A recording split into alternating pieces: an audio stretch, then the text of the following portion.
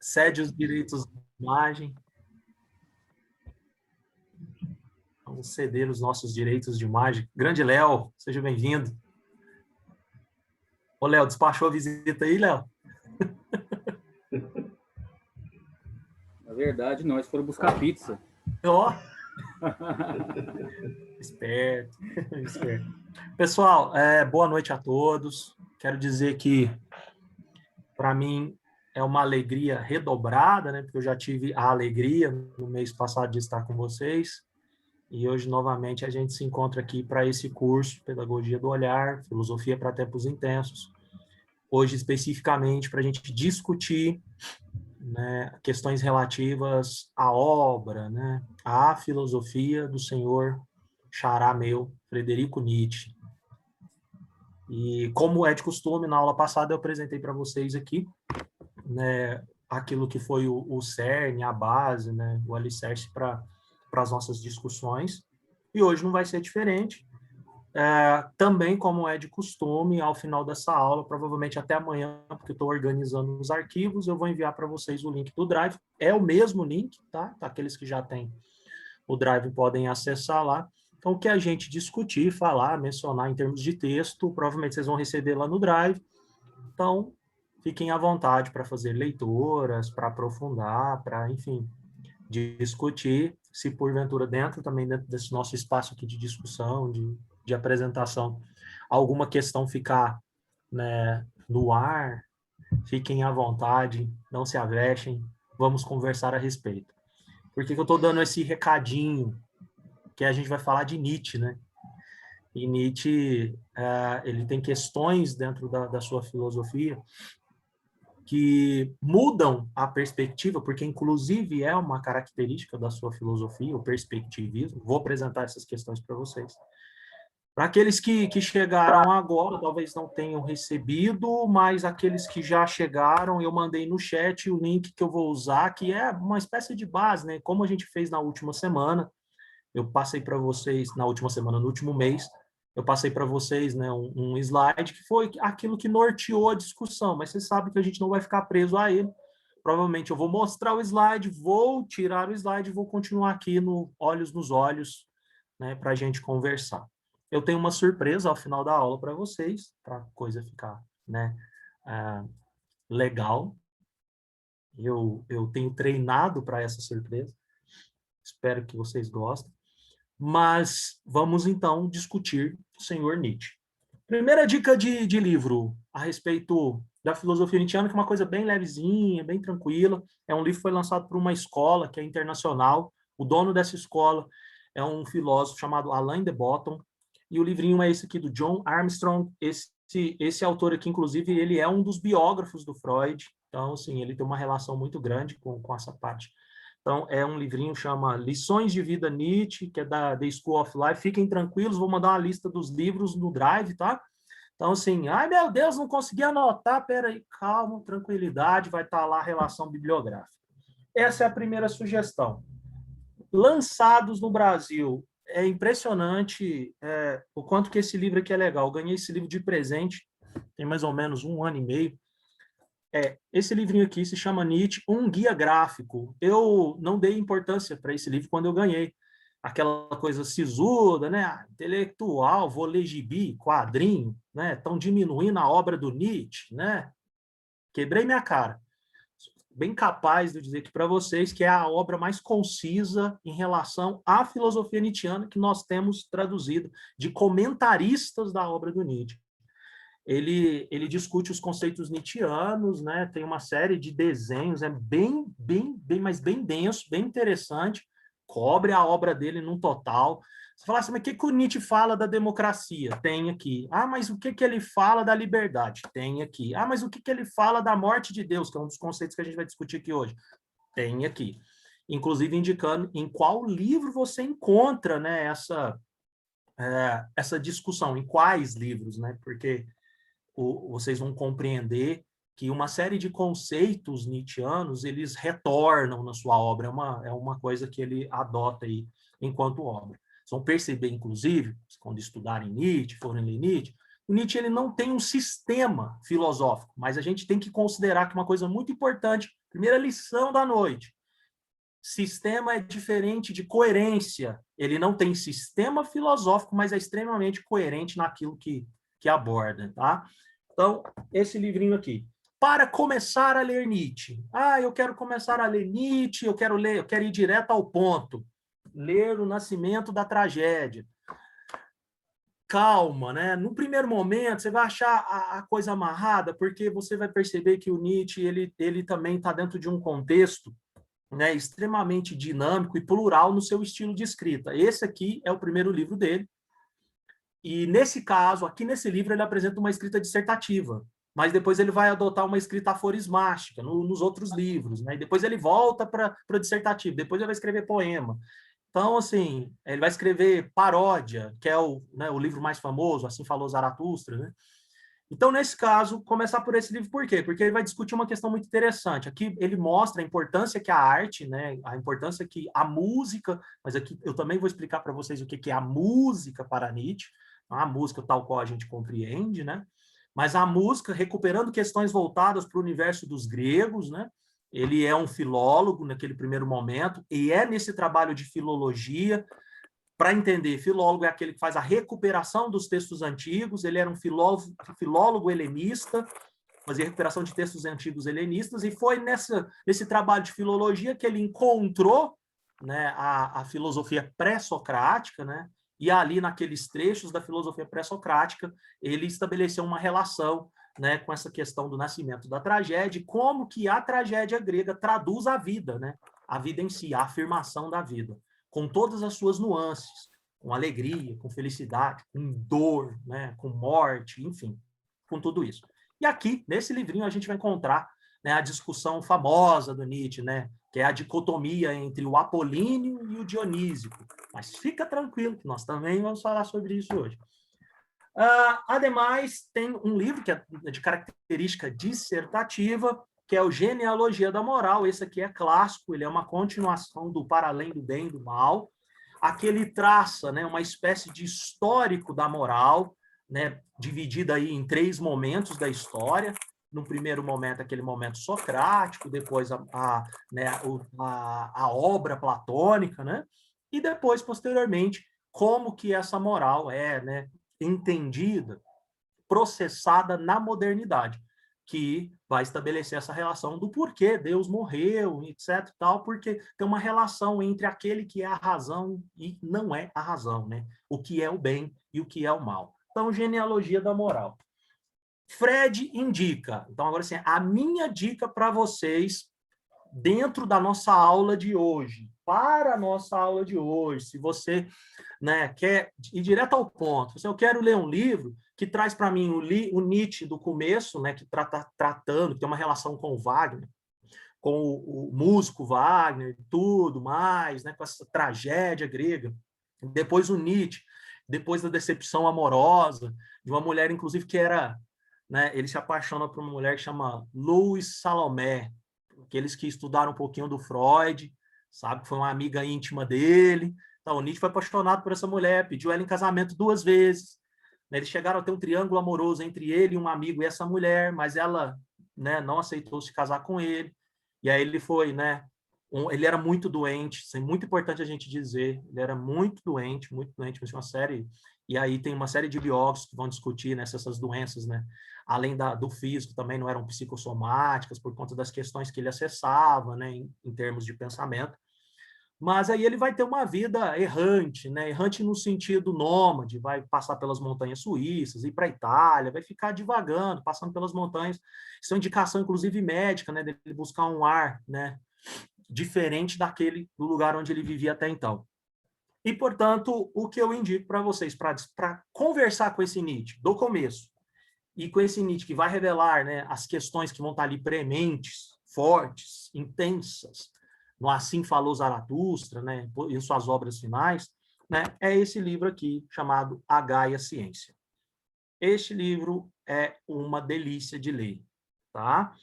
Gaia Ciência, ele é todo cheio de aforismos, são aforismos numerados, então a parte legal é essa. Qualquer tradução que você pegar, você falar assim, Sandra, vai lá no seu Gaia Ciência e lê para mim, por favor, o aforismo 267. Qualquer tradução, né? Não muda a página, né? Enfim, vai mudar a página, mas não muda o número. Então, pode ser que mude o entendimento da tradução. Isso é muito importante.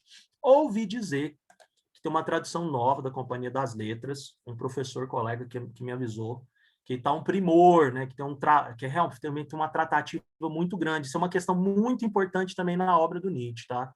Porque durante muito tempo, só depois da década de 60, inclusive, né, que a gente vai ter acesso à obra dele na sua integridade, e inclusive no Brasil nós não temos todas as traduções dos textos do Nietzsche, né? O mais próximo que a gente tem é no espanhol, mas ouvi dizer que a Companhia das Letras tomou essa missão, né, e colocou o Paulo Henriques Brito, que é um grande tradutor do alemão, né, que traduz o Freud também naquela obra dos livrinhos da capinha dura, né? Inclusive eu tenho alguns aqui, vou mostrar para vocês, que é esses aqui, ó, do Freud, né? Então, o tradutor assumiu essa empreitada de traduzir os textos do Nietzsche. Disseram-me que o Gaia Ciência está delicioso de ler nessa versão. Não conheço ainda, a minha versão é aquela clássica da Martin Claret, né? Que você encontra aí em todas as livrarias em versão de bolso, né? Que isso aqui é aquela versão, né? Que as traduções, enfim, por questões de direitos autorais, todo mundo pode lançar, né? Porque está em domínio público. Então, enfim, esses são os nossos livros. Recentemente, tem um grupo que, inclusive, uma das professoras desse grupo, que é o Grupo de Estudos Nietzschianos, né? Que é um grupo internacional, tem sede aqui no Brasil, e uma das professoras é uma professora brasileira que eu aconselho você procurar as coisas dela aí na internet, que é a professora Scarlett Martin. Calma, não desespera, vai no Drive, essas referências. Eles lançaram um dicionário Nietzsche, pesado, tá? Assim, isso aqui é aquele negócio, você deixa do lado, vai lendo Nietzsche, lê um conceito, e agora? Vai lá e o negócio abre a mente. Vocês vão compreender, né? Nietzsche, o do próximo mês, Heidegger, né? Tem uma série de conceitos que são extremamente plurais, dinâmicos, cheios de perspectiva. Então, nesse sentido, é importante, inclusive, saber dessas questões. Por quê? Porque a tradução, inclusive, muda algumas palavras. Vocês vão encontrar o termo vontade de potência, e aí você vai buscar uma outra tradução, vai estar vontade de poder. Tá? Você vai encontrar em tradução moral do servo, aí tem gente que preferiu, para dar um entendimento, né, semântico, colocar moral do escravo. Então, assim, é importante saber dessas questões, porque isso pode alterar, inclusive, o nosso entendimento, né? Porque, na medida que a gente vai lendo, fala, está falando de vontade de poder aqui, vontade de potência no outro livro, o que é isso, né? Se for tradução diferente, isso pode acontecer sem sombra de dúvida, tá? Então, vamos, então, ao nosso querido Nietzsche, né? Tem outros livros, poderia mostrar aqui do meu lado, aqui, ó, essa pilhinha aqui, são os livros que compuseram a feitura, né, a produção dessa aula. Poderia ficar aqui, né, gastando, falando dos livros, etc. Mas essa aqui são os livros que vão compor a dinâmica do que nós vamos estabelecer. Antes de começar, eu comentei para vocês, aqueles que estavam aqui no começo, falei assim, eu estava procurando um poema, gostaria de ler, né, para vocês, e aí por isso que eu não tinha, né, colocado a minha câmera aberta. Esse poema vai ao encontro daquilo que a gente está propondo aqui dentro desse curso, né? Pedagogia do olhar, obviamente, está fazendo um treinamento do nosso olhar reflexivo, né, analítico, por meio da filosofia. E a gente está falando de um autor, né, que vocês vão compreender, ele está amparado, né, de 4 pilares, né, e esses 4 pilares acompanham ele ao longo da sua obra. O primeiro pilar, gostaria que aqueles que vão fazer a anotação e que me acompanhassem aí no chat, né? O primeiro pilar é o pilar do pluralismo. O que isso significa? Na nossa conversa, nosso primeiro momento aqui, eu já revelei para vocês. O Nietzsche, ele tem um estilo plural. Como eu disse, lá no seu primeiro livro, de 1871, Nascimento da Tragédia, ele está escrevendo um texto dissertativo, que ele vai abordar a tragédia grega, vai desenvolver os conceitos, né, de Dionísico, né, e tudo mais. Posteriormente, e isso inclusive se deve ao fato dele ficar doente mais para o final da vida, antes dele enlouquecer, né, enlouquecer aqui não no sentido estereotipado, tá? Mas antes dele entrar, né, acessar um lugar cujo qual ele não vai sair com a sua saúde, ele começa a escrever em aforismos, porque ele vai ficar cego também. Ele vai perder sua visão. Então, isso é uma coisa muito importante. Então, ele contava com a ajuda Ele teve um amigo, né, ao longo da vida, e depois de um determinado momento, quando ele convalesceu, que o ajudava, ele ditava os textos, né, e ele escrevia para ele, né, enfim. Então, não se esqueça, Nietzsche é plural. E isso é uma coisa muito interessante, porque isso nos dá uma perspectiva da sua filosofia que aponta para vários sentidos que podem ser revelados a partir da leitura dos seus textos, os vários sentidos que a gente pode acessar. Então, você tem texto dissertativo, você tem textos aforismáticos, que são os aforismos, né, curtos, ele tenta ser preciso, isso coloca ele também como um dos grandes mestres da língua alemã, coloca ele num lugar de conseguir, né, ser sucinto, dizer o que precisa dizer, né, num pequeno, curto espaço de texto, e também, nada mais, nada menos, além do dissertativo, além do plural, né, desse plural aforismático, vai ter Nietzsche também paródia. Assim falou Zaratustra é uma paródia dos evangelhos. Isso é muito importante. Assim falou Zaratustra é uma paródia dos evangelhos. A gente tem lá o Sermão da Montanha, o Nietzsche vai fazer uma paródia do Sermão da Montanha, só que desta vez não é Jesus falando, é Zaratustra, que é esse que a gente, alguns autores falam até como alter ego nietzschiano, né, que esse super-homem chamado Zaratustra aí, que está pregando, que está dizendo, que está falando, vai apontar e apresentar uma série de questões aí relativas à maneira como tem que ser vista, né, e se viver, né, adequadamente, afirmar a vida. A gente vai falar dentro da nossa aula aqui. E também, lá no fim da sua vida, a gente tem os titerúmbios, né, dionísicos, ele vai escrever poemas. Nietzsche escreveu muitos poemas, mas não são todos que a gente vai ter acesso, inclusive porque no Brasil a gente não traduziu ainda toda a sua obra. O que acontece sobre essa questão desse pluralismo nietzschiano em relação à sua obra, que a gente está tratando aqui no primeiro momento, para depois a gente aprofundar nas questões que são relativas aos conceitos nietzschianos. O Nietzsche, depois de um determinado momento que ele convaleceu, né, com a sua saúde, ele ficou sob os cuidados da sua irmã. A irmã do Nietzsche era casada com um antissemita. Né? Eles tentaram fundar, inclusive, na verdade, fundaram no Paraguai uma Nova Germânia, que era uma comunidade apenas de homens arianos, homens, né?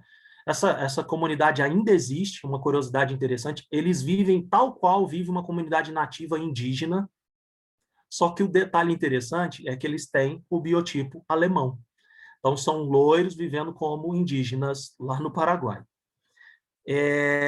Como eu disse, ela se casou, né, com esse antissemita, ela também era antissemita, para vocês terem uma noção. No funeral da irmã do Nietzsche, o Hitler estava presente.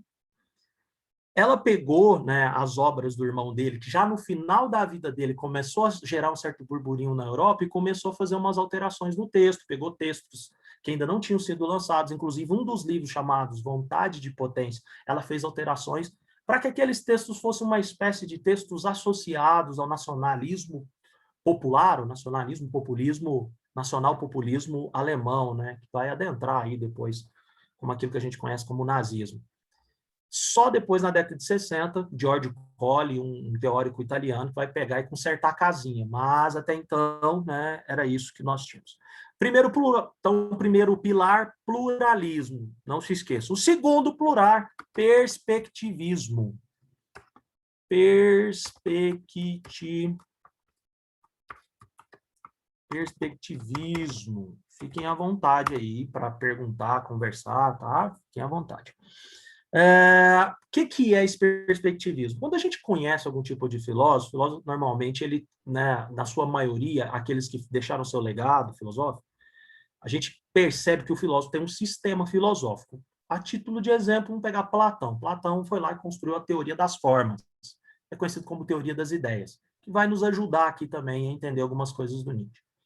Platão, então, ele concebeu a noção de que existiam dois mundos, um mundo que é sensível, um mundo que é inteligível. Então, ele criou todo o seu sistema a partir dessa lógica filosófica.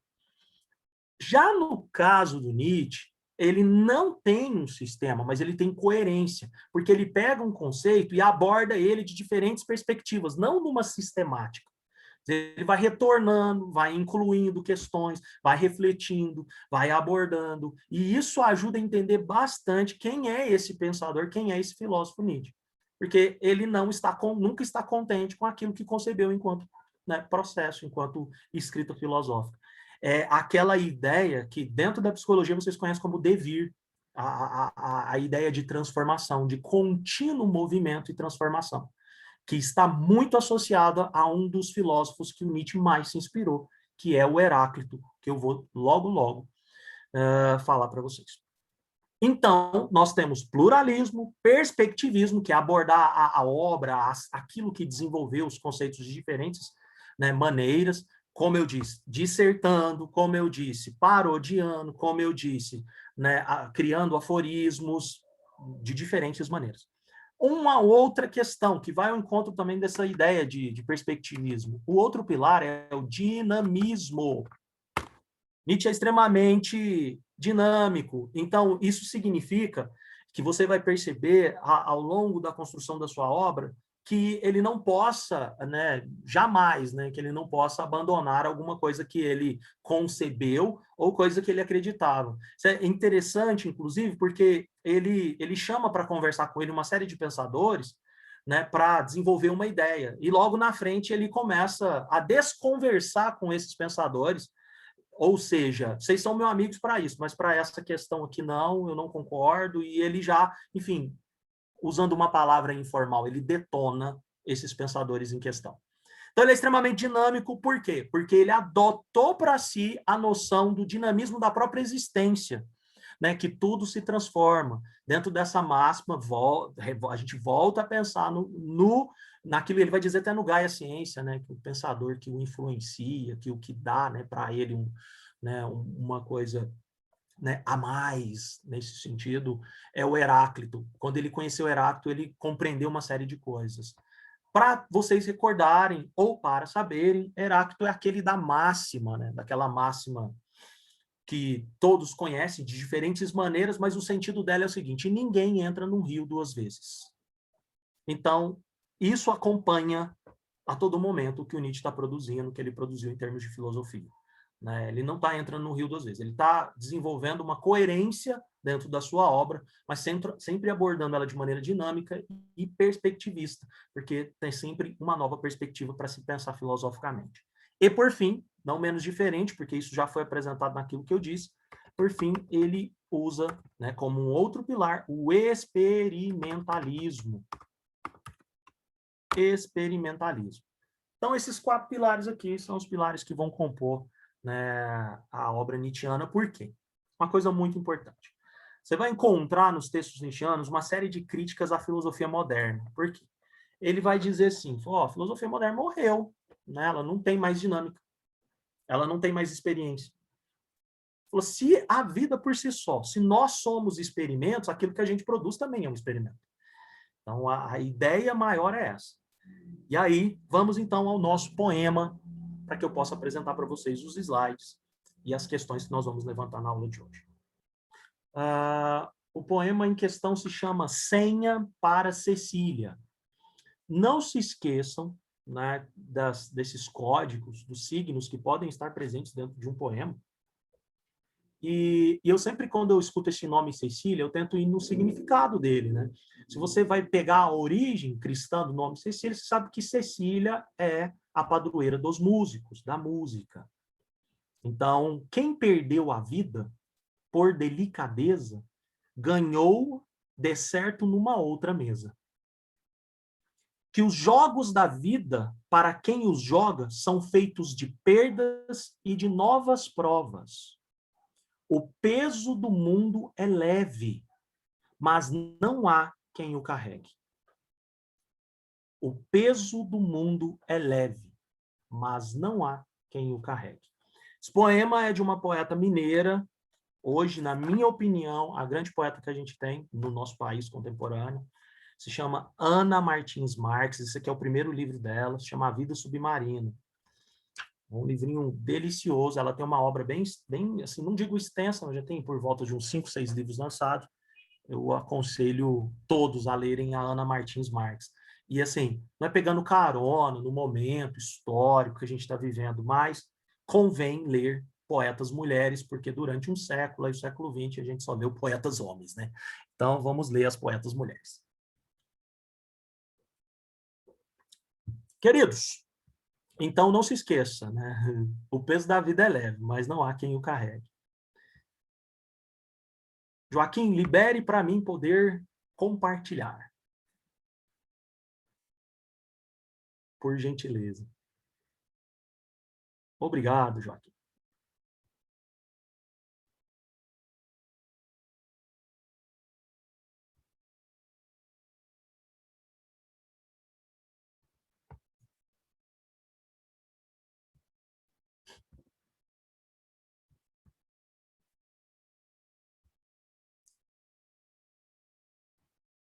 Cá estamos nós, então, no nosso Pedagogia do Olhar. Trago algumas questões que surgiram na concepção dessa aula.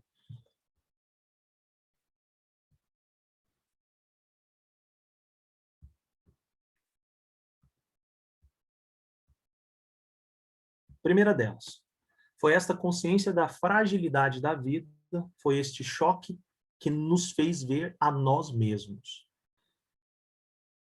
Essa é a primeira questão que eu trago aí para que vocês possam pensar. Que a consciência da fragilidade da vida nos faz enxergar quem nós somos. Que é extraída da leitura aí, né, que nós fizemos para essa aula.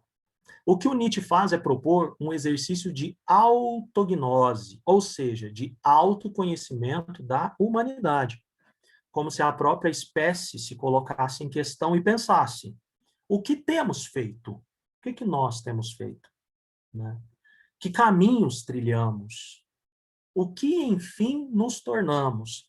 Então, nessa obra muito singular, ali no século XIX, que o Nietzsche vai desenvolver, essas questões elas estão ali, sabe, suplicando a todo momento, né? O que a gente tem feito, que caminho a gente tem trilhado, e, enfim, o que nós nos tornamos. E o mais preocupante, o que nós vamos nos tornar. Inclusive, o Nietzsche deixa no Ecce Homo, que é o seu outro livro, este livro aqui, que a tradução de Ecce Homo é esse homem, que é fazendo uma alusão também a Jesus, né? Eis o homem, né? Que é aquela fala que foi feita no momento da crucificação de Cristo. Nesse livro ele fala, né, que a filosofia dele provavelmente só será compreendida 100 anos depois. Então, assim, cá estamos nós aqui tentando fazer isso, né? Sua busca é desmontar o que chama de edifício conceitual moderno, ou a teia de aranha dos discursos lógicos, dos valores e conceitos que nos enredam em uma determinada perspectiva sobre a vida que nos enfraquece. Então, veja bem, num dos seus livros, o Nietzsche vai dizer o seguinte, assim, ó, eu vim aqui, né, que está ali no Crepúsculo dos Deuses, ele vai destruir a filosofia a marteladas. Então, nesse contexto aí de destruir a filosofia a marteladas, né, ele vai desenvolver uma espécie de filosofia antifilosófica, né, porque ele entende que os caminhos que a razão, né, tomou e a maneira como a razão foi colocada no centro da humanidade, elas enfraqueceram e adoeceram a humanidade. Por quê? Porque ao adotar a razão como premissa básica de existência, um outro elemento que também é constituidor da força da própria existência foi anulado, foi deixado de lado. E nesse sentido, eis um perigo, né? Eis uma questão muito complexa, muito complexa. Então, né, por isso nós demos o nome para essa nossa aula de Nietzsche e a crítica da razão, porque é para nós compreendermos historicamente em que sentido, né, vai se dar essa questão dessa crítica da razão, essa ideia de genealogia da moral, o que afinal de contas, né, para enfim, o terror de muito, que é uma das frases mais famosas de Nietzsche, né, Deus morreu, né, o que afinal de contas é a vontade de potência. Aqui eu trago uma observação muito importante no número 5 aqui, a ideia do além-homem, que vocês vão encontrar muitas traduções e gente famosinha, né, falando super-homem, mas, né, vocês também vão encontrar além do homem, quem afinal esse além do homem, e esse elemento poético, filosófico, filopoético aí, que é a ideia do eterno retorno, que é de uma beleza magnânima, mas do ponto de vista, né, de construção filosófica, não foi tão desenvolvido no sentido para a gente compreender mas do ponto de vista poético é uma imagem muito bonita que traz para a gente uma mensagem sobre a temporalidade também fantástica. Como eu falei para vocês, eu trabalho os conceitos, eu trago aqui pequenos resuminhos dos conceitos, mas eu vou retornar aqui para a nossa tela cheia, que esses conceitos estão em diante de vocês, mediante dúvida na explicação de cada um deles, eu estou aqui à disposição para ajudá-los.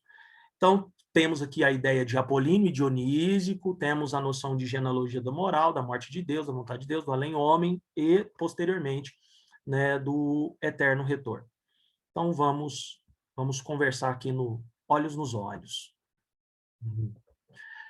Primeiro conceito, queridos, que é a ideia do apolíneo e do dionísico. E, para tal, nós vamos ter hoje uma espécie de uma pequena aula dada ao nosso tempo, né, da história da filosofia. É importante a gente pensar, em primeiro caso, mediante aquilo que eu já apresentei da biografia do Nietzsche, né, que o Nietzsche, a sua formação, né, a formação que ele se aprofundou e que ele foi professor durante 10 anos na Universidade da Basileia, na Suíça, foi filologia. Então, ele fazia recuperação de textos antigos. Nessa recuperação de textos antigos, o Nietzsche tomou contato com um filósofo que mudou, né, a sua maneira de ver a própria existência, a própria vida. A grande questão é que a gente não pode se esquecer, né, que qualquer conceito, ele trabalha para a vida e não o contrário. Então, isso é uma coisa muito importante para a gente ter uma noção em relação à filosofia nietzschiana. Qualquer conceito trabalha para a vida e não a vida trabalha para o conceito. O que isso significa? Que quando a gente em termos históricos, lá no século XVIII, adota no iluminismo a razão como premissa básica da existência, percebam que a existência trabalha para a razão e não o contrário. Essa é a primeira ideia que o Nietzsche percebeu historicamente que era um problema. Então, ele foi lá e conheceu o filósofo Heráclito. O Heráclito é o filósofo do devir, é o filósofo do movimento. Eu, em sala de aula, para os meus alunos kids, eu gosto de passar para eles uma espécie de refrãozinho, né? Tudo flui, tudo move, tudo está em transformação. Ou tudo muda, tudo flui, tudo está em movimento. Tudo muda, tudo flui, tudo está em movimento. O Heráclito é esse cara. Para os filósofos pré-socráticos, a gente vai localizar aqueles historicamente. Eles estão lá no século 6 e 7 antes de Cristo, tá? Uma coisa muito importante. Por que eles se chamavam pré-socráticos, né? A maioria das pessoas cai na pegadinha. Porque eles eram antes de Sócrates. Não, porque eles pensavam diferente de Sócrates. Esse pré, porque eles eram, né, aqueles que iniciaram o processo filosófico e que, para o Nietzsche, quando vai se tratar de Sócrates, a filosofia vira uma antropologia. Nos pré-socráticos é filosofia. Por quê? Porque ela está questionando a existência não a partir do homem, mas a partir da própria existência, da natureza. Então, questiona-se a vida a partir da própria natureza. Então, o Heráclito, ele vai adotar como premissa essa ideia de que tudo muda, tudo flui, tudo está em movimento. Mas convém dizer para vocês que os filósofos pré-socráticos, cada um deles, tinham como premissa básica para construir filosofia aquilo que era conhecido como arché. Vou escrever aqui para vocês. Vocês vão achar assim, ó, arché. O que é arché? Arché é o fundamento, é o princípio da existência. Então, a filosofia surge nesse lugar. O cara começa a usar o logos, a razão, diferentemente dos entes mitológicos e místicos, começa a usar a razão, observando a natureza, que a gente vai chamar de physis, tá? Então, observa-se a natureza, a physis, para encontrar um princípio, algo que norteia, que dá fundamento, que fundamenta, que dá, né, sentido para a vida. Todos os pré-socráticos, ao desenvolverem, né, e isso a gente encontra nos seus fragmentos, as suas filosofias, as suas maneiras de explicar a existência no modo logos, tá? Logos, logos, razão. Lembre-se que para logos a gente tem uma série de traduções, tá? A gente tem verbo, palavra, razão, Tem várias traduções para essa palavra. E é importante se tocar nessa ideia do logos, porque, então, qual é a busca do filósofo? Busca-se a razão naquilo que observa. E aí o Heráclito vai estabelecer como fundamento, ou seja, como arqué, como princípio, como, né, a physis que comanda a existência, né, que está, né, inclusive imanente, inerente à própria existência, o fogo. Então, o logos da existência é o fogo. Então, dá para você já compreender por que o mote filosófico dele é que tudo está se transformando. Porque tudo é alterado por esse fogo. Tudo é um fogo transcendental. O que o Nietzsche enxerga de interessante nessa ideia do logos? Porque ele une um princípio, é muito, muito bonito, né? Que une um princípio que ele é individual, mas também coletivo. Ou seja, tudo está se transformando na sua individualidade, mas transforma junto. Tudo está, né? O rio, né? Você não se banha na mesma água duas vezes. Entra lá no rio, né? Mas ele é um todo. Então tem aquele princípio uno e tem o princípio, né? O coletivo. Isso vai né, depois, posteriormente, se revelar na própria tragédia grega, porque os gregos eles compreendiam a existência dentro de uma dinâmica que era racional, mas também instintiva. Ou melhor, era instintiva e, portanto, racional. O instinto, que a gente pode dar o nome aqui de emoção, a emoção e a razão, elas caminhavam uma alimentando a outra. E é nesse caso que o Nietzsche, ao estudar a tragédia grega, ele vai conceber as noções de apolíneo e dionísico, que, obviamente, etimologicamente, sai do quê? Sai dos nomes Apolo e Dionísio, dos dois deuses. Apolo, a gente vai, o próprio nome já traduz, né? Está no sentido de aquele que resplandece, aquele que ilumina, né? Aquele que organiza. Então, se a gente fosse fazer uma comparação informal para colocar Apolo aí numa espécie de definição, é aquele que organiza. Ele faz parte da guerra, mas é aquele que fornece para aquele que está na guerra, que está no fogo da existência, ele fornece a organização. Ele oferece a organização. Então, se você busca resultado, Apolo te ajuda porque ele lança luz sobre aquilo que você deseja alcançar. Portanto, a razão. Apolo estaria aqui representando a razão. Dentro da tragédia grega, e lembre-se, quando a gente está falando de tragédia, a gente está falando daquele teatro mesmo, que vocês conhecem lá, quando vão estudar Freud, estuda o Édipo, né, Sófocles, né, o Édipo Rei, a gente está falando daquela tragédia mesmo. A tragédia ela é composta de uma série de elementos apolíneos, mas ele está atravessado de elementos dionísicos. Dionísico, deus Dionísio. E aí, nesse caso, Dionísio, deus da festa, do vinho, da orgia, do corpo, da dança. Inclusive, tem uma representação que é Baco, né? Enfim, do prazer. Então, você coloca aqui razão e emoção, certo? A gente só para vocês entenderem assim, de maneira simplificada.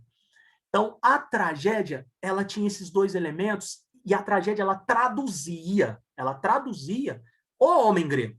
Então, o homem grego não negava esses elementos, né, físicos, naturais na sua existência, de que a vida era composta, né, do coro da tragédia, da organização, da luz que ilumina a razão, que busca um princípio, que busca uma ordem, mas que também vivencia a morte, a dor, o sangue, e que tudo isso é humanidade. Isso é a humanidade. Entender a razão e a emoção numa única trama faz parte de um processo que diz respeito à própria afirmação da vida em si. Não é a negação da dor, mas é a aceitação daquilo que se é, enquanto se é, da maneira que se é, da maneira como está vivendo. Veja, e desses elementos tem sempre um fundo moral, né? Então, a moral ela era construída não por esse elemento racional, ela era construída pela razão, que organizava o entendimento, mas era atravessada pela emoção. E aí começa a surra nietzschiana na filosofia socrática. E onde vai falar o seguinte, lá na sua genealogia da moral, assim, temos um problema com a moral. E a culpa é de Sócrates, Platão e do cristianismo. Entenda que eu falei para vocês que logos, a palavra logos, ela é razão, palavra, mas também é moral. Então, essa palavra logos, ela tem uma amplitude muito grande. E aí você tem lá os pré-socráticos que olhavam a natureza, se espantavam com a natureza, observavam a natureza e buscavam fundamento, uma arqué na natureza, para compreender a existência, que era atravessada de razão e emoção, de emoção e razão. Com o advento do Sócrates, do filósofo Sócrates, né? O que Sócrates fez, gente? Ele pegou, né, o Logos, que supostamente estava divinizado, escutou o Dêmon. Dêmon é como se fosse uma espécie de gênio que soprava, todo mundo tinha o seu Dêmon, que soprava, né, no homem aquilo que ele devia pensar, agir e fazer. E ele escutou o Dêmon, concebendo a noção de que era na razão que tudo estaria envolto. Então, o belo, o justo, o bom, o bem estaria totalmente envolto de Apolo. E Dioniso, portanto, foi afastado. O que o Nietzsche enxerga? A doença da modernidade começa lá em Sócrates. Porque quando se adota a razão para orientar a vida do homem, o homem está sem uma parte. O homem, a emoção, o prazer, o desejo, a vontade, que é da humanidade do homem, são colocados dentro de uma lógica de culpa e ressentimento. Logo, vivenciar a vontade, o desejo, o prazer. Ah, tem gente pensando assim, Freud, hein? Inclusive, na biografia do Freud, vou mostrar para vocês o tijolo. Estava aqui em algum lugar. Ela vive saindo e voltando para o seu lugar. Depois eu mostro. Ah, tá aqui.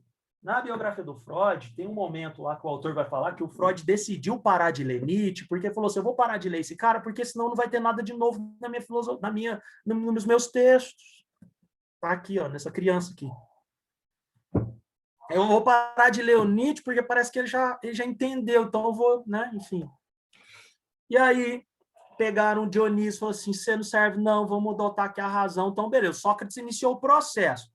Ele influenciou de maneira muito potente, inclusive um dos escritores de tragédia, porque aí que está a sacada. Como que o Nietzsche descobriu isso? Porque ele estudava os textos gregos, né? Então ele estudando os textos gregos, todos os Sófocles, tinha lá Apolo e Dionísio. Tiraram o coro, gente, era a representação dionísica na peça.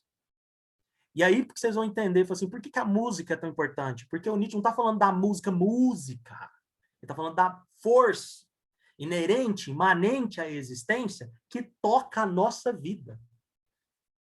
E aí ele falou assim, quando você tira o coro da tragédia grega, você se afasta de Dionísio, o Sócrates vai influenciar os tragiógrafos, né, os tragicômicos, aqueles que escreviam, e um deles que foi influenciado, que é perceptível, é Eurípides. Aí você encontra só os personagens agora. Antes das obras, inclusive, antes da apresentação das peças de Eurípides, você vai encontrar uma introdução que explica a peça. O nível, mas como que pode?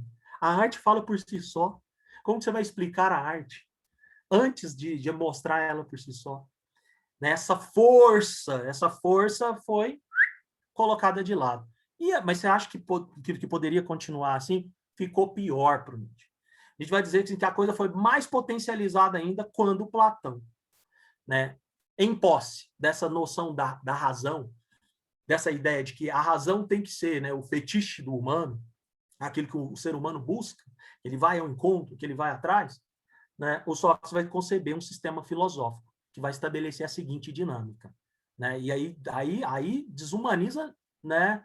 Coloca o corpo num lugar do quê? Né? De imperfeição. O que é perfeito é a alma. Aí vai criado o dualismo. Todo mundo aqui já ouviu falar da famosa alegoria da caverna. Todo mundo vive, né, sobre os auspícios das sombras, aquilo que elas apresentam, e que, portanto, aquilo que as sombras apresentam é a verdade. Né? Que aqueles corpos enganosos, dependentes do sentido, acreditam ser a verdade. Mas eis que a luz se revela, eis que um consegue se romper com as correntes e caminha, então, para aquilo que é inteligível, não que é sensível. Então, os sentidos são deixados de lado. Esse mundo sensível aqui, corporal, ele é imperfeito, ele nos engana, os sentidos te enganam.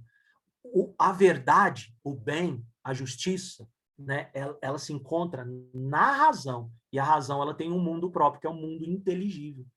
Então, ó, esse corpo que cá, né, coexiste com esses outros corpos do lado daí, esse corpo tem, né, esse lugar imperfeito, mas nele mora algo que veio desse lugar perfeito.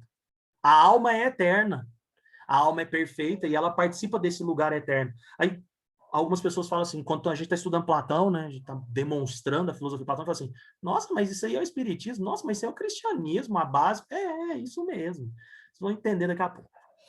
A ideia é essa mesmo. Então, Platão concebeu dois mundos. Um mundo que é sensível, que é o mundo do corpo, que é esse mundo que nós nos encontramos, que a gente, através da nossa sensibilidade, a gente acessa as coisas. O entendimento dele que os sentidos nunca vão acessar a verdade por trás das coisas, porque até mesmo porque tudo que existe é cópia da verdade, que mora no mundo inteligível, que é de onde vem a alma. Então, quando você pensa assim que você está aprendendo alguma coisa, o Platão te fala assim, não, você não aprende nada, você lembra. A sua alma se recorda, que é a teoria da intermitência das almas. Sua alma se recorda.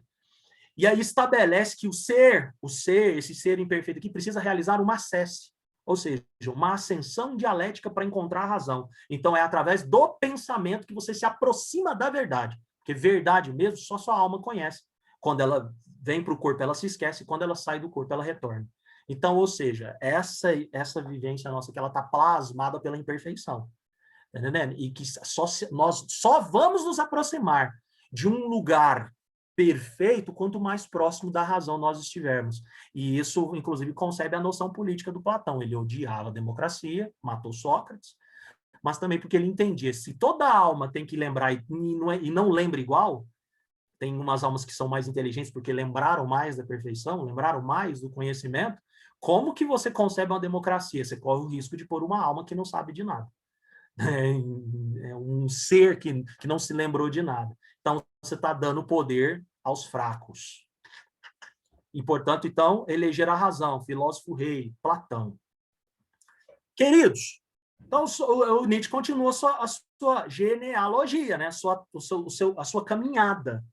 Ele continua observando. Sócrates começou o processo de exclusão de Dionísio. Platão efetivou. Com o advento do cristianismo, né, você tem Império Romano, adota o cristianismo por diversos fatores, mas o principal deles é político, né, por uma questão de controle ascético da população. Você tem um ascetismo inspirado no próprio helenismo, aquela ideia de uma vida humilde, de sofrimento, que também está presente dentro da análise nietzschiana, o cristianismo nasce de uma moral da culpa, de uma moral de servo, de escravo. Como a vida era desgraçada para aqueles indivíduos, então eles tinham que encontrar uma esperança. Então o discurso do cristianismo, ele acaba casando com a desgraça da vida dos escravos. Por quê? Porque nessa vida você carrega a cruz, você leva chicotada, chibatada. Mas se você, né, entrega a sua alma a Deus, a sua alma retorna para Deus. Isso vai ser extremamente explicado, concebido, conceituado por Santo Agostinho, que vai estabelecer, né, um dos pilares de sustentação da Igreja Católica historicamente.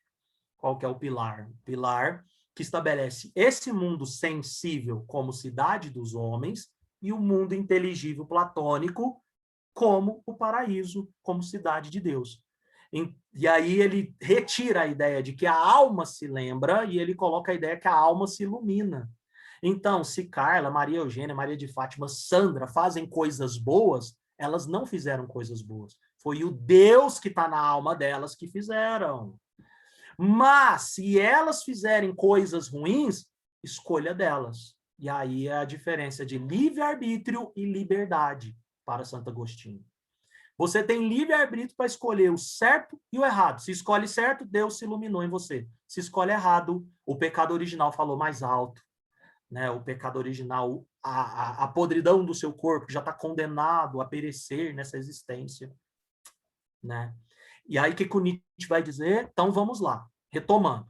Historicamente, os gregos, a tragédia grega simbolizava, demonstrava que Existia a possibilidade da vida coexistir, a emoção e a razão, num equilíbrio que se alimentava, e, portanto, isso era a afirmação da vida. Quando você retira a possibilidade de vivenciar os desejos, as emoções, os prazeres, você está coibindo o indivíduo e estabelecendo como métrica da existência um indivíduo incompleto, e que, portanto, vive em função da razão, e não o contrário. Não é a razão que vive em função do indivíduo, né? O indivíduo vive em função da razão. Agora também vem a outra cereja do bolo, que a gente estabeleceu o socratismo como um problema, o platonismo como problema e o cristianismo como problema. Qual é o problema? Lá em João 3 você vai ter assim, ó, e o verbo se fez carne. Tradução de verbo do grego, logos. O logos se fez carne. O que é que o filósofo buscava? O logos. Agora não precisa buscar mais, gente. Se o logos se fez carne, basta você ter fé, você não precisa ter razão. Então, existe uma apropriação dessa razão agora transmutada numa figura, num Deus, em Jesus. Então, olha só. O logo se fez carne, o verbo se fez carne, a razão se fez carne, a razão é uma pessoa. Então, você não faz filosofia, você tem fé. E esses elementos de Sócrates, Platão, ao cristianismo, vão estabelecer a conceituação moral do Ocidente. Então, todo o Ocidente, toda a moralidade ocidental é construída nesses pilares que se estabelecem dentro dessa procura obstinada pela razão. Opa, volta. É empolgação. Nessa procura obstinada pela razão. Ora, filosófica, agora cosmológico-cristã. E na modernidade? Cá estamos nós, chegamos à modernidade, século XVIII. O que os iluministas vão fazer? Vou pegar um nome que o Nietzsche vai dar uma surra. Kant vai lá e fala assim, né? Que a razão é a entrada da humanidade na maturidade.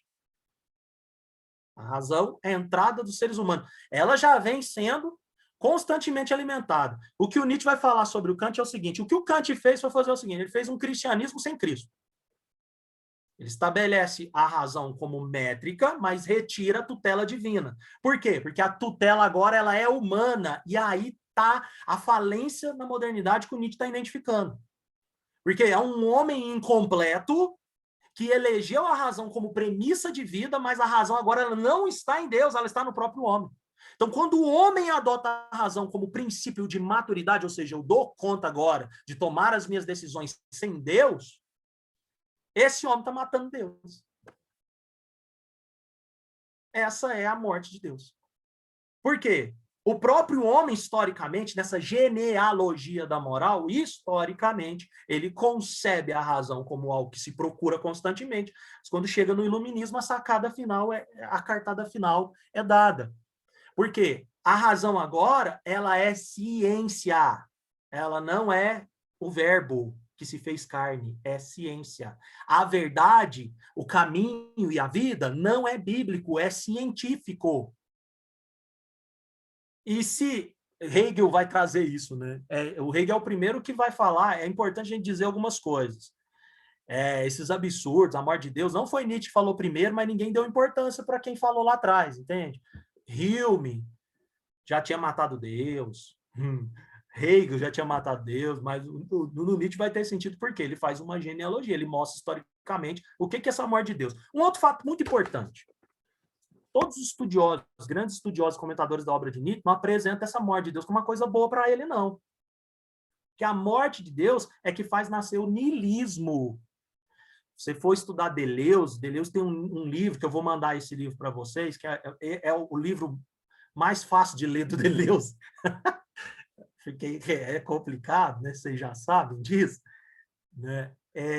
Nesse livro ele vai desenvolver os tipos de niilismo. Ele vai falar do niilismo, né, incompleto, do niilismo negativo, do niilismo positivo. O que é a ideia de niilismo aqui, que compete a essa noção aí de morte de Deus? Cabe ressaltar que o niilismo é essa incerteza do que conduz à própria vida, a não confiança. É um ceticismo exacerbado. Então, se você tinha antes Deus conduzindo os seus passos, você não tem mais, quem conduz os seus passos? A ciência. E quem não tem a ciência? Né? Não tem nada. Nada. Então, só que aí, esse lugar do niilismo, né, que a gente vai falar, esse niilismo da modernidade é uma doença. Mas aí, você se recorda que o Nietzsche volta lá em Apolo e Dionísio, o que o Nietzsche falava? A humanidade do ser humano tem que conviver com a saúde, com o saudável, que ele vai falar nos seus livros, inclusive, que a nova religião, olha só o que a gente está vivenciando hoje, a nova religião é a saúde. Ele vai falar assim, ó, a humanidade ela tem que conviver com dores e alegrias. Aqui eu estou simplificando para você entender onde que o Nietzsche está chegando. Assim, Deus morreu, isso é muito ruim, perdeu referência. Mas só que a possibilidade da gente transvalorar os valores. O que é essa ideia de transvalorar os valores? Já que a gente zerou a vida agora, não tem nada tutelando a nossa existência, que não dá para confiar na razão, porque essa razão científica ela foi construída historicamente mediante uma escolha que abandona uma parte daquilo que é humano, que abandona a própria afirmação de vida, eis a possibilidade do homem fundar agora novos valores a partir da afirmação da vida, não da negação da vida. Por quê? Porque ao adotar só a razão como premissa de vida, o homem nega a vida, porque uma parte dela não está ali. Agora que você não tem nada tutelando a sua existência, eis a chance, então, de agora você afirmar a sua vida na condição em que se encontra. Então, o que ele está dizendo? É uma doença, mas é uma doença que a gente pode transformar em benefício. Eis a dor. Então, nesse ponto aqui, existe uma série de análises que vão dizer assim, o que o Nietzsche está dizendo? E isso é muito interessante, como que a vida do autor reflete na sua obra. Por quê? Biografia do Nietzsche. Nietzsche sai cedo de casa, vai estudar numa espécie de escola, de um internato que tinha era profundamente, tinha uma fama, né, dentro da Prússia, tal qual as escolas francesas, né? E lá ele se interessa por filosofia, filologia. Com 19 anos, Nietzsche falava latim e grego fluentemente, né? Só que ele foi para lá para ser preparado para ser pastor, porque o pai e o avô eram pastores. Só que tem um problema aí na análise familiar. O Nietzsche foi criado só por mulheres, porque o pai dele morre quando ele tinha 4 anos. Né? Então tem uma série de questões. Ele ficou sem referência paterna. Aí ele foi para esse lugar. Lá, estudando, ele foi abandonando o cristianismo, porque essas ideias começaram a emergir. Foi estudar em Pfort a tal da filologia. Conheceu um professor especialista em estudos gregos, que mudou-se para Leipzig. Aí ele foi atrás desse professor para estudar lá. Com 24 anos, Nietzsche era professor sem doutorado na faculdade. Ele foi, né, empossaram ele professor de filologia de estudos clássicos na faculdade com 24 anos. Ele deu aula lá durante 10 anos. Nesse período, a gente tem aquele período da unificação da Alemanha, né, aquele processo de unificação da Alemanha. Ele vai para a guerra. Aí, numa montada de cavalo, ele sofre um acidente. Não especificamente na guerra. Ele vai passar por 2 momentos. Então, ele vai ter um contato com a dor constantemente. A dor faz parte da vida do Nietzsche. E aí ele volta para dar aula, dando aula. Enfim, quando as dores estão, né, insuportáveis, é que entenda dor numa dimensão semântica além do físico. Quando as dores estão insuportáveis, ele né, pede conta na faculdade, eles vão conceder para ele uma pequena aposentadoria e ele vai viver o resto da sua vida perambulando pela Europa, né, pelas montanhas, né, sentindo dores. É engraçado que as malas de viagem dele, ele tinha uma mala grande só de remédios. Ele tentou a vida inteira procurar cura, sentiu dor, sentia fortes dores de cabeça. Mas convém dizer que o Nietzsche, segundo os últimos estudos que saíram, ele morreu de sífilis, né? Então, enfim, tem sérias questões. Como que o Nietzsche vai chegar até um momento né, aqui, digamos, loucura? Eu tenho muito cuidado para usar essa palavra e vocês vão entender na aula de Foucault.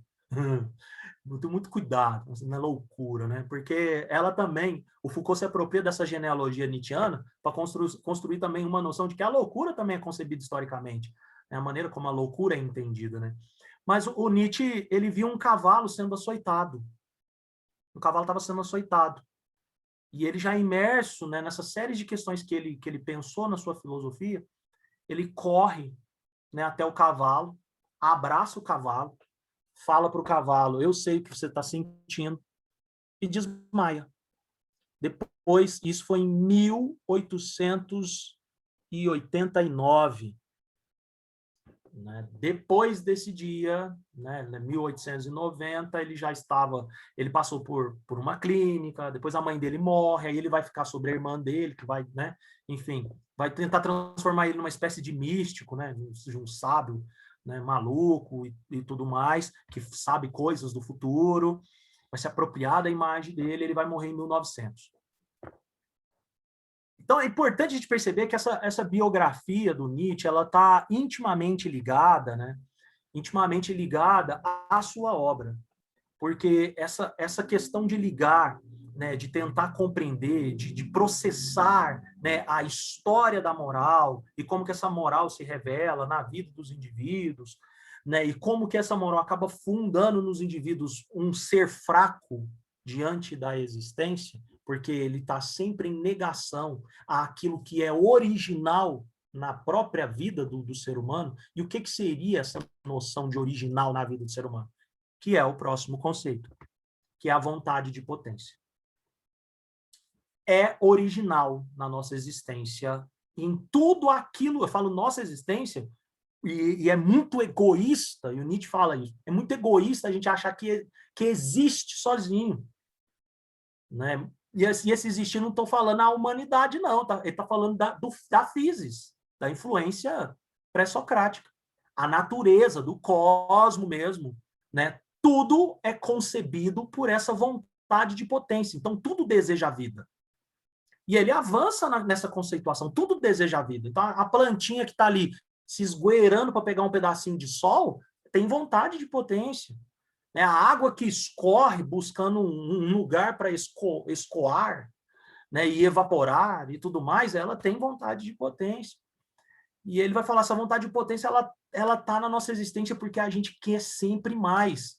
Então, quando você abandona as suas dores, a sua verdade, a sua vida em relação ao que você deseja, ao que você sente, você tenta, né, de maneira contemporânea, né? Você tenta encontrar analgésico para isso, você está negando a sua vontade de potência, que também ensina, que dilata o seu pensamento, a sua existência, a compreender os seus limites. Então, o Nietzsche está falando, pô, a vontade de potência está em tudo. Isso é um conceito central na sua filosofia, porque o Apóllo Dionísio é a vontade de potência traduzido no único ser. Qual ser? Tudo aquilo que vive tem vontade de potência. Tudo aquilo que vive tem vontade de potência. A gente não pode restringir só, né, a vida orgânica, ela está presente em tudo. Né? E aí essa ideia da vontade de potência, né, onde você vai encontrar uma série de críticos, né, aqueles que queriam deturpar, né, a filosofia nietzschiana, vão encontrar assim, ele critica, né, a metafísica, porque teoricamente ele mata a metafísica, né, só que a vontade de potência é uma conceituação, né, até certo ponto metafísica. Aí eu pego o conceito do professor Giacoia, né, que é um professor da Unicamp, ele vai falar assim, esqueçam essas conceituações que são racionais, que é própria até da crítica nietzschiana, que ele está criticando, por que você vai usar a razão para planificar a própria filosofia nietzschiana, né? Por quê? Por que você está fazendo isso? Né? Só um instantezinho aqui. Abre um negócio aqui, gente. Não sei nem o que é isso. Por quê? Né? Então ele falou assim, fique atento à temporalidade. E aqui, para mim, para o desfecho, é a nossa pedagogia do olhar de hoje. Atentem-se para a temporalidade. Se tudo o que existe está repleto de vontade de potência, para além desse propriamente dito orgânico, né, as reações químicas, né, a complexidade do nosso pensamento, né, essa vontade de potência ela está constantemente procurando se expandir. Então, quando você come um alface, é a sua vontade de potência. Né? Essa alface que nasceu também por essa vontade de potência. Atente-se à temporalidade. É a vida se alimentando da vida constantemente. E para que muitas vezes você se sinta feliz, vamos pensar aí no que tem questões, né, profundas, mas vamos pensar aquele que se alimenta de carne, né? Algo sentiu dor para que você sinta prazer. Então, isso é a realidade, isso é a humanidade. Essa vontade de potência está em tudo. Então, atente-se para a temporalidade, porque é muito estranho e está lá dentro de uma possível interpretação nietzschiana. A gente fala assim, não tenho tempo. Você nunca vai ter, é o tempo que te tem. Você nunca vai ter. Eu não tenho tempo. Você não tem realmente o tempo. Você não é dono do tempo. Você não, a temporalidade, ela está aí. E aí é onde nós entramos, então, num conceito que se alimenta do outro, que é esse conceito de vontade de potência, que está implicitamente ligado a essa afirmação da vida com tudo aquilo que ela é e tem, seja no homem, ou seja na própria física, na própria natureza, e, né, o tempo que detém todos esses seres que existem. E aí é onde o Nietzsche vai conceituar. Ele diz que numa das montanhas suíças, quando ele estava escrevendo, ele escreveu Assim Falou Zaratustra em 10 dias, né? Depois a primeira parte, depois ele escreveu, posteriormente, em mais 10 dias, o restante do livro. Como eu disse para vocês, o Zaratustra é uma espécie de paródia dos evangelhos, e aí um dos pensamentos que o Zaratustra desenvolve no seu livro, né, nos seus comentários, é a ideia que é extremamente polêmica, mas é filopoética, que é a ideia do eterno retorno, que você vai encontrar respaldos em outros filósofos, mas que em Nietzsche ela ganha uma beleza gigantesca. Comentei aqui para vocês sobre a morte de Deus, né? Que Deus morreu na modernidade, porque o homem, né, sempre foi tutelado pela razão, uma razão que outrora era divina. Se essa razão agora é científica, não é divina mais. O que Deus prometia? Qual era a promessa que Deus fornecia aos homens? E, para além, é muito importante você compreender isso, porque a questão não está em dizer se Deus existe ou não. Não é essa a preocupação no Nietzsche. A preocupação aqui está relacionada a uma questão moral. Né? Ele falou, se Deus existe ou não, não importa. A questão é que o homem escolheu Deus para tutelar ele durante um tempo e depois escolheu a si mesmo. Então, ele matou esse Deus. Então, esse homem precisa de tutela agora. De qual tutela? Tutela de si mesmo. Essa tutela de si mesmo. E como que ele faz isso? E aí, obviamente, é deixando fluir a sua vontade de potência. Construindo a sua própria moral. A partir das suas próprias vontades. Você fala assim, mas já virou anarquia, né? O próprio conceito de anarquia, Nietzsche, todo ismo é negado por Nietzsche, tá? Portanto, vocês têm... comunismo, nega. Socialismo, nega. Positivismo, nega. Todo ismo é negado. Ele entende que tudo aquilo que impede o homem de pensar por si só, ou seja, essas coletividades que constroem uma razão, é problemática. É sinal da doença da modernidade. É uma doença da modernidade. Aí o Nietzsche vai dizer o seguinte, assim, então como que a gente traz à tona essa vontade de potência? Né? Então, se não tem Deus, a gente tem o homem. Então, é o super-homem lá das traduções antigas, mas a gente vai chamar aqui de além-homem. Inclusive, tem uma questão no vestibular, eu já comentei isso em sala de aula, que eu achei interessantíssimo, que ela pede para os alunos compararem o super-homem dos quadrinhos, dos gibis, dos filmes, com o super-homem nietzschiano. Traduzindo rapidamente, o Nietzsche, o super-homem nietzschiano, iria criticar o super-homem dos quadrinhos. Por quê? Qual que é a preocupação dele? Salvar os outros. O super-homem do Nietzsche salva a si mesmo. Você não tem como dar para o outro aquilo que você não tem. Entende? Como que, né? Que a gente chama em Nietzsche, que é um dos conceitos mais bonitos de amor, amor fati. Escrever aqui para vocês, para que depois quem quiser aprofundar, é lindo. Amor fati. Sabe o que é o amor fati? Amar aquilo que se tem. Amar aquilo que é. Amar o agora. Sua vida tá ruim? Ama. Sua vida tá boa? Ama. Tá mais ou menos? Ama. Amar aquilo que se tem, né? Portanto, deixa revelar a potência que está se alimentando de razão, de emoção, de desejo, de vontade. Cabe dizer rapidamente que essa noção da vontade de potência é uma inspiração que o Nietzsche encontrou. Vou falar o nome de duas maneiras, no Schopenhauer, e vocês vão encontrar pessoas falando Schopenhauer. O Nietzsche encontra essa noção da vontade nesse filósofo. Belo dia ele encontrou um livro no sebo chamado O Mundo como Vontade e Representação. Até um determinado momento, o Schopenhauer, ele era, né, uma espécie de mentor, né, filosófico do Nietzsche, assim como era o Heráclito, mas depois o Nietzsche vai negar ele, porque o Nietzsche acusa o Schopenhauer de pessimismo. Porque o que o Schopenhauer revela é o seguinte, que toda a existência ela é atravessada por desejo e vontade. Desejo e vontade. Desejo e vontade. Veja nós, por que nós estamos aqui? Por que nós estamos estudando? Por que eu estou trabalhando? Porque, no fim das contas, a gente está alimentando os nossos desejos que sempre retornam, que sempre voltam. Então, ele vai entender a vida como o quê? Um constante alimentar de desejos que nunca se saciam. Aí o Nietzsche se apropria dessa noção e avança com ela, com essa ideia de vontade de potência, mas sem a perspectiva negativa. E aí a noção da crítica à razão que o Nietzsche desenvolve, o Schopenhauer chama de representação.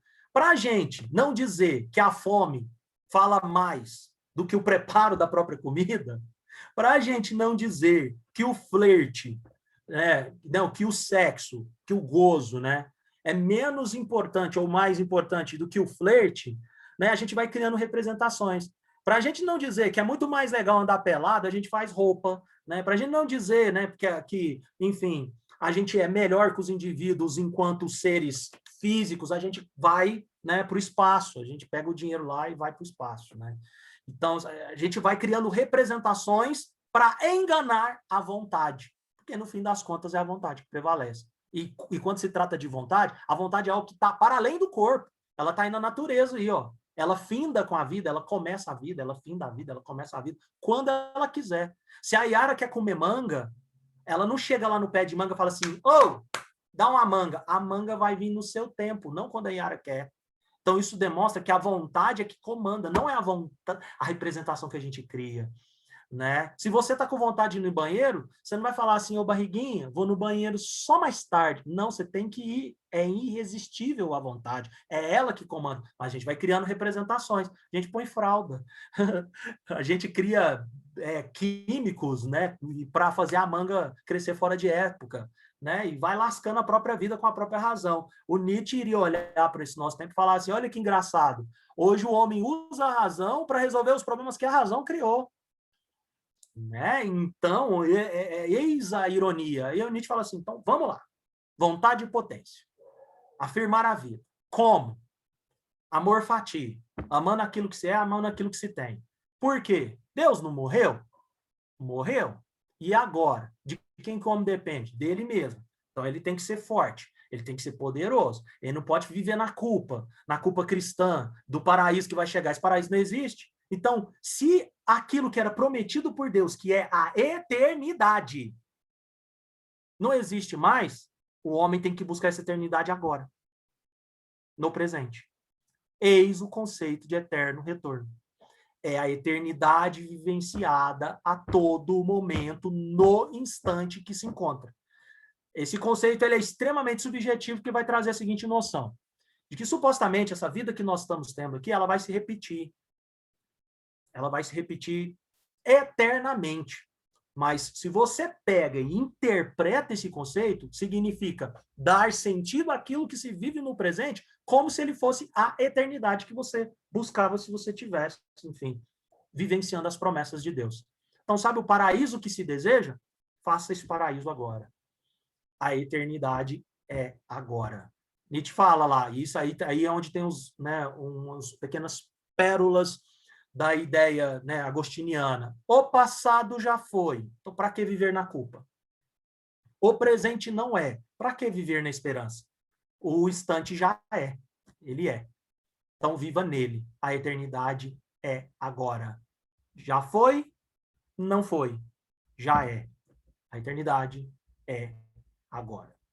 Então, qual é a pedagogia do olhar aqui? Qual é a ideia? Né? vivenciar cada momento, como diz a música do Legião Urbana, né? Como se não houvesse amanhã, porque, na verdade, não há. O tio Renato lá, ele leu um pouquinho de helenismo, ele leu um pouquinho de Nietzsche, e é preciso amar as pessoas como se não houvesse amanhã, porque, na verdade, não há. É um tanto trágico, mas eis a filosofia nietzschiana, né? A tragédia, ela se revela a todo instante na nossa humanidade. A gente tem que deixar ela acontecer. A dor ensina, e o prazer ensina, a vontade ensina, o desejo ensina, a lágrima ensina, ou, enfim, tudo ensina a todo momento. A melhor escola está agora, nesse exato momento. E aí tem um trechinho do Gás Ciência que eu separei especialmente para a gente ler, para a gente finalizar. Aí tem lá nos trechos 267 para frente, 268, Nietzsche ele pergunta e responde. Eu acho engraçadíssimo isso aqui. Porque é provável, alguns analistas vão dizer que os últimos textos nietzschianos ele já está flertando com a loucura. Então, assim, essa coisa da vontade de poder, de potência, ele começa a vivenciar nele mesmo, uma coisa assim, né, alucinatória, enfim. E aí ele fala assim, por que eu sou tão sábio? Ele conversa dentro do texto falando, por que eu sei tanto? Por que eu sou, né, tipo, tão foda, né? E aí ele fala assim, o que nos torna heróis? Aí ele mesmo responde. Ele está entrevistando ele mesmo. Ir ao encontro de nossos maiores sofrimentos e nossa maior esperança. O que nos torna heróis é ir ao encontro dos nossos maiores sofrimentos e nossa maior esperança. Ao mesmo tempo, entendeu? Sofrimento e esperança, razão e emoção, Apolo e Dionísio, é tudo agora. Não tem que negar. Essa afirmação da vida é isso. No que você acredita? No seguinte, que precisamos redistribuir os pesos que atribuímos a todas as coisas. Redistribuir o peso que atribuímos a todas as coisas. Falei para o Joaquim essa semana, né? Onde não tem amor, não se demores. Né? Frida Kahlo. O que diz a sua consciência? Você deve se tornar aquilo que é. Quantas máscaras a gente usa? A pedagogia do olhar está te dando, a pedagogia do olhar do Nietzsche está trazendo o seguinte: seja quem você é. Onde estão seus maiores perigos? Nos meus sentimentos de compaixão. Olha só. Ali estão os maiores perigos. Sabe por quê? Porque ele está falando isso. É um flerte com algo que é falso, com piedade, com culpa. O que você ama nos outros? Aí ele fala assim, as minhas esperanças. O que você chama de mal? Aquele que sempre quer envergonhar os outros. Esse é mal. O que é mais humano para você? Poupar vergonha a uma pessoa. Poupar a pessoa de passar vergonha é a coisa mais humana que tem. E agora, flerta com o presente. Esse frio do cão, eu entro no meu guarda-roupa, eu tenho 7 blusas, eu passo de carro no sinaleiro, tá o cara lá sem blusa.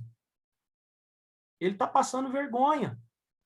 Qual é o sinal da liberdade alcançada? Não se envergonhar mais de si mesmo.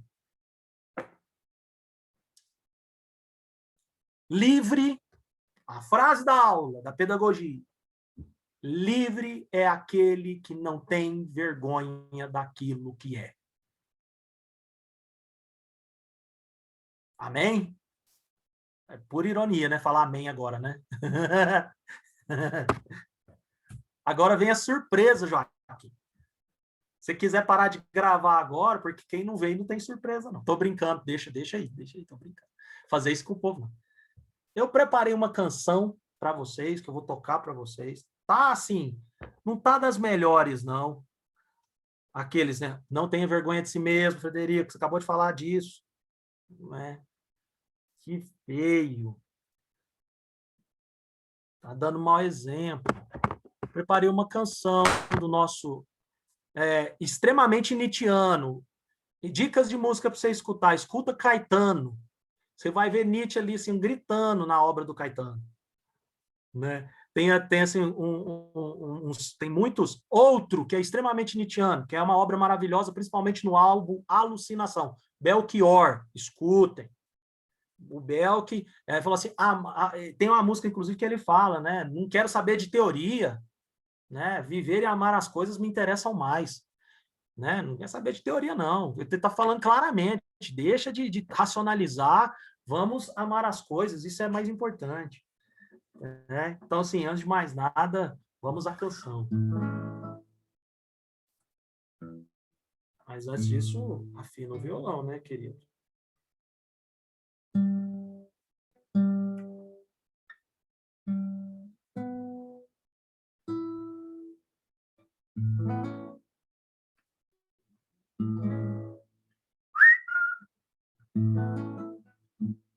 Eu vi o menino correndo,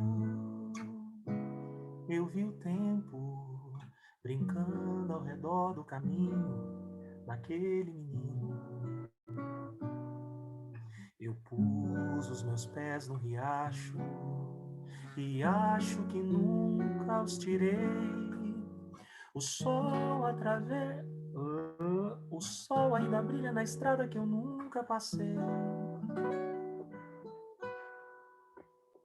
Eu vi a mulher preparando outra pessoa e o tempo parou para eu olhar para aquela barriga.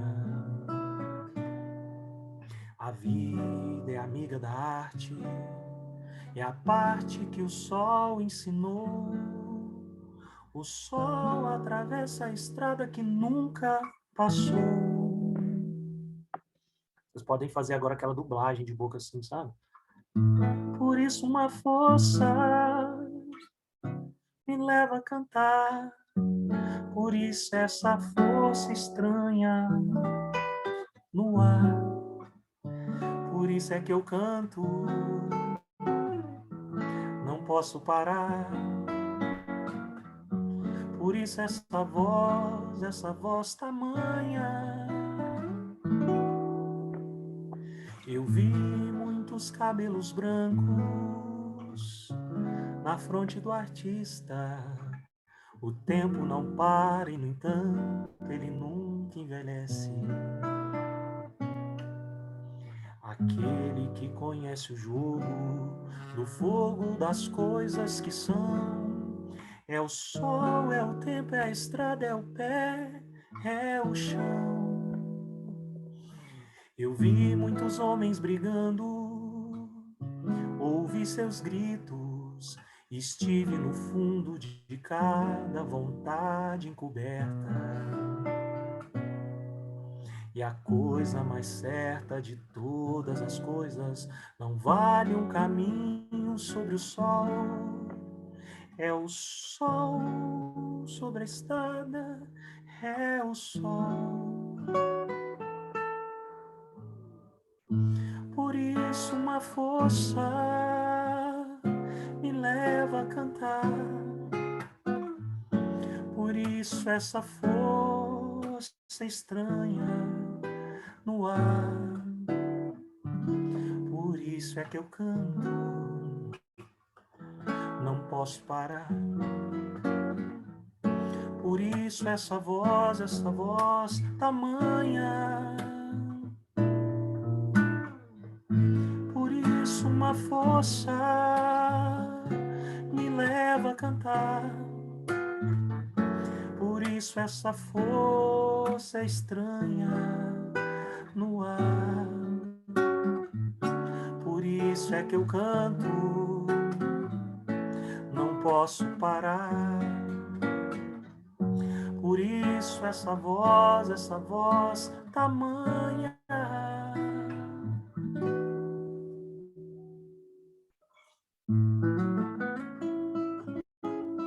Que não falte força para cantar e não se esqueçam, para viver.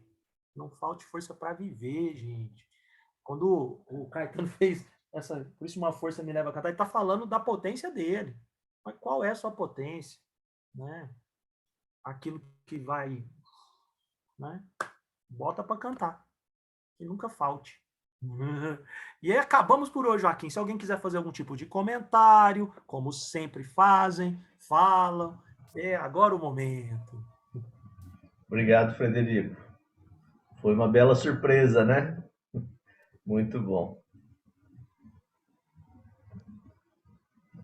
Bom, fica à vontade para alguém, se alguém quiser conversar, perguntar alguma coisa. Sim, sim. Fiquem à vontade. Valeu. Fred, eu só quero fazer uma observação, que como é emocionante ouvir tudo isso, né? Como é emocionante. Você nos lembra que temos que ser nietzschianos, que a gente precisa resgatar essa força, essa potência em nós, né? Que beleza que é tudo isso. Eu vou até tomar um vinho em sua homenagem, quando acabar a aula, e contar para o meu marido que a sua aula foi maravilhosa mais uma vez. Que é um momento fantástico, né? A gente poder comemorar a vida, né? Viver. Eu acho que é isso que você está dizendo para a gente. A gente precisa viver, né? Que beleza. Que Eu bom. estou emocionado com suas palavras. Obrigado. Somos todos nietzschianos. Somos todos nietzschianos. Sejamos todos nietzschianos. Obrigado, Joana. Obrigado, Ju. Valeu. Fique à vontade, pessoal. Fique à vontade aí para falar. A Maria de Fátima, como diz aqui nas Minas Gerais, acabou com meus trem.